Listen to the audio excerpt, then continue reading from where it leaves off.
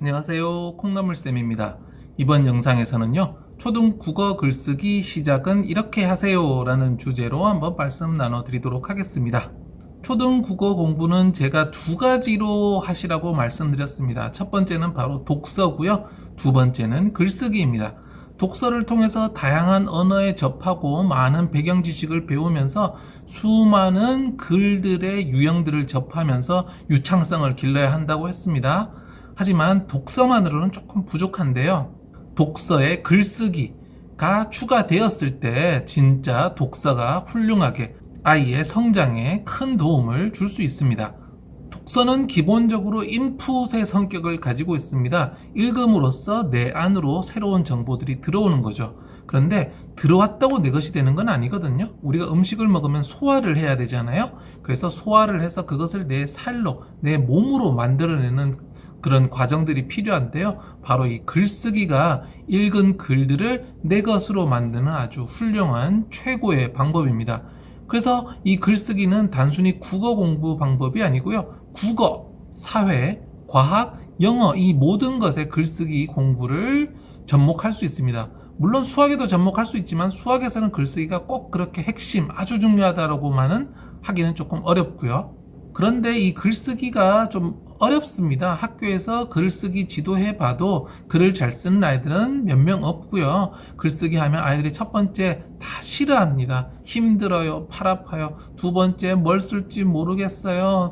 네, 그래서 글쓰기만 한다 그러면 내용만 대충 몇 줄 적어야 돼요 라고 묻고는 어떻게든 그냥 양만 채우려는 글쓰기를 하는데요. 이러한 글쓰기가 계속되어서는요, 진정한 교육적 효과를 얻을 수가 없습니다. 글쓰기라고 다 같은 글쓰기는 아니겠죠. 정말 아이의 생각을 잘 정리한 좋은 글을 생산해낼 수 있어야 그것이 초등학교 한 중학년부터 한 3학년부터 시작해서 쭉 유지가 되면서 아이의 생각이 커지고 발전할 수 있는데요. 그러면 이번 영상 보시고 나시면요, 초등 국어 글쓰기 저렇게 시작을 해야 되는구나 아실 수 있고요. 이것이 시작이지만 시작하고 끝나는 것이 아니라 계속해서 사용할 수 있는 굉장히 핵심적인 정보 알려드리도록 하겠습니다. 국어 관련 영상들이요, 아래 설명 누르시고 보시면 좋고요. 좋아요와 구독하기 가능하시다면 SNS 공유까지 해주시면요, 좋은 영상 제작하는 데 많은 힘이 됩니다.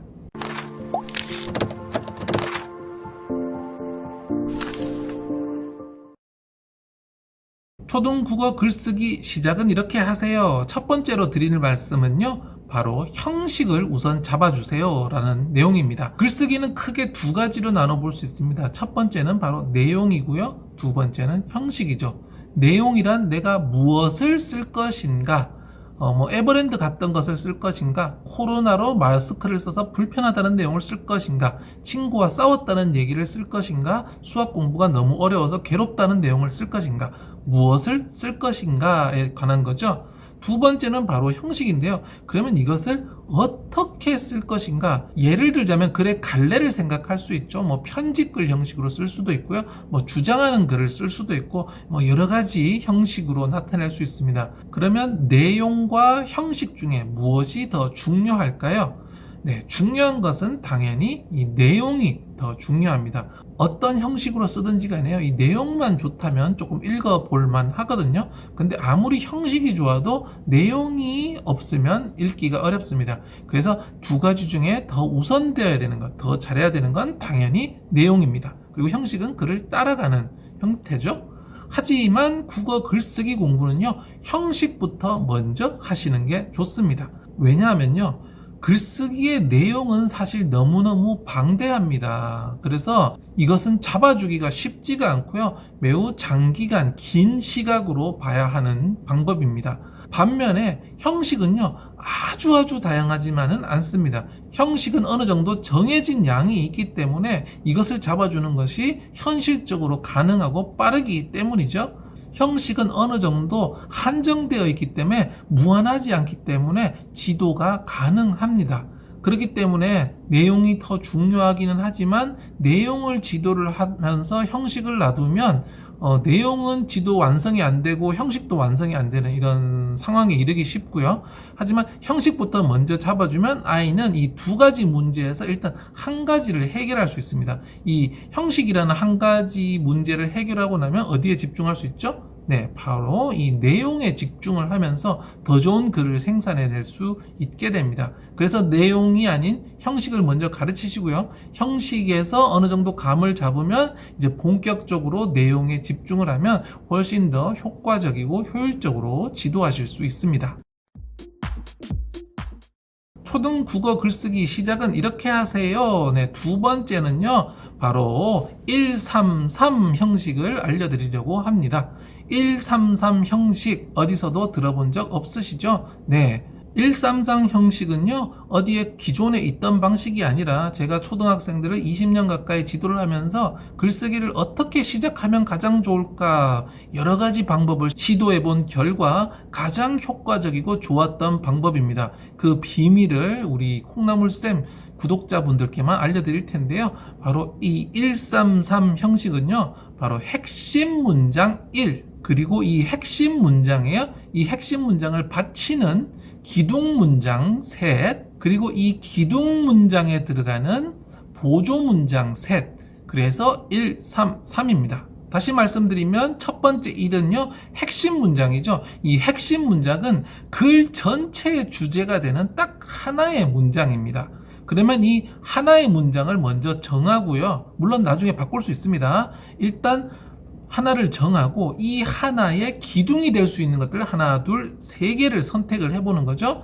그런 다음에 세 개를 선택하고요. 이 세 개에 각각 세 개씩을 선택을 하는 게 바로 1, 3, 3입니다. 글쓰기에서 1, 3, 3 구조는요, 거의 모든 글에서 사용될 수 있는데요.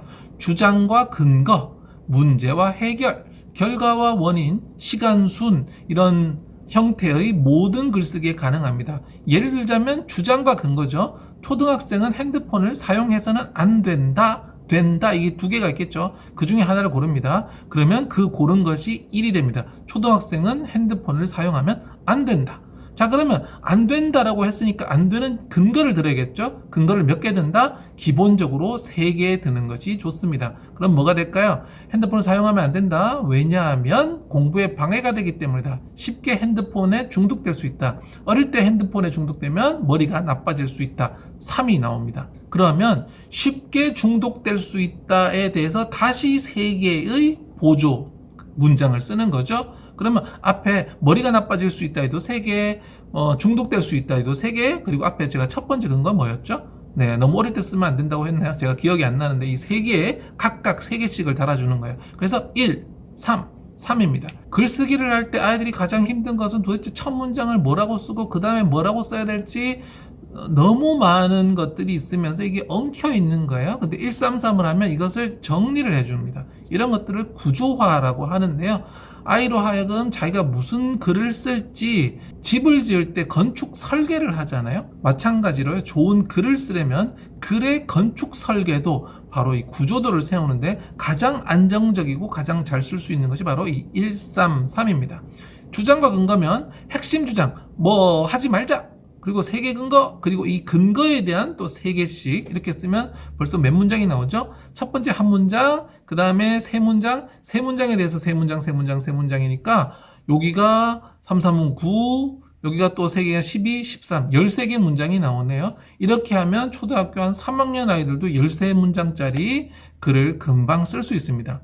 지구의 환경 파괴가 심각합니다. 지구를 보호합시다 라는 어떤 문제를 하나 했어요. 그러면 해결 방법 3가지 쓸 수 있겠죠. 첫 번째, 플라스틱을 적게 씁시다. 가까운 거리는 자전거를 타고 다닙시다. 뭐 또 세 번째도 있겠죠. 그럼 여기에 대해서 왜 가까운 거리는 자전거를 타야 되는지 또 3가지 정도 예를 들고 다른 뭐 뉴스에서 본 근거라든지 이렇게 들 수 있습니다. 결과와 원인도 되겠죠. 이런 일이 일어나는 이유는 뭘까 한번 알아보겠습니다. 아니면 이런 일이 일어나는 것은 바로 이 때문입니다. 원인 1은 이겁니다. 원인 2는 이겁니다. 원인 3은 이겁니다. 원인 1에 대해서 3개 쓰고 3개 쓰고 3개 쓰고 시간 순으로도 마찬가지겠죠. 오늘은 에버랜드 갔다. 오전에는 뭐 하고 오후에는 뭐 하고 돌아올 때 뭐 했다. 그리고 오전에 뭐 했는데 뭐 했다. 3개 3개 3개. 네, 그래서 133 구조는요, 모든 글쓰기에서 사용할 수 있는 가장 기본적인 형식입니다. 글쓰기에 대해서 조금 아시는 분도 PREP 그리고 오레오 이거 맵 다 아실 텐데요. 이 PREP 오레오 맵이 다 133 구조에 들어가는 방식입니다. PREP와 오레오 맵은요, 다음에 기회 될 때 또 조금 더 자세하게 안내 드리도록 하겠습니다. 133 구조는요, 그 자체가 글은 아니고 글을 쓰기 위한 설계도입니다. 133을 쓸 수 있는 학습지를요, 콩나물쌤의 배움연구소 블로그에 올려놓을 테니까요, 눌러서 한번 보시면 되겠고요. 이 아래 설명 누르시고요. 글 눌러보시면 바로 찾으실 수 있을 거예요. 그래서 이 133 구조를 이용한 학습지에다가 핵심 문장 3개 기둥 문장 쓰고 3개 보조 문장 쓰는 것들을 쓰고요. 그 다음에 얘를 가지고 실제로 글을 쓰는 거죠. 핵심 문장 맨 위에 그리고 첫 번째 기둥 문장 쓰고요. 이 기둥 문장에 따라서 보조 문장 3개 쓰고 두 번째 기둥 문장 그리고 두 번째 기둥 문장에 보조 문장 3개 쓰고 이쪽에서 이쪽으로 옮겨가는 거예요.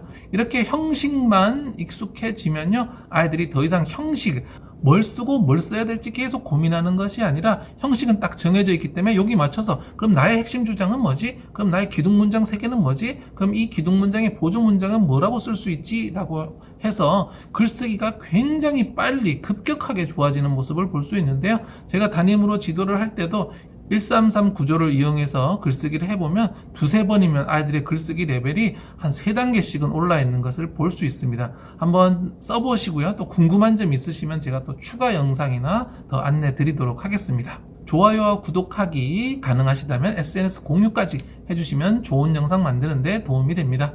감사합니다.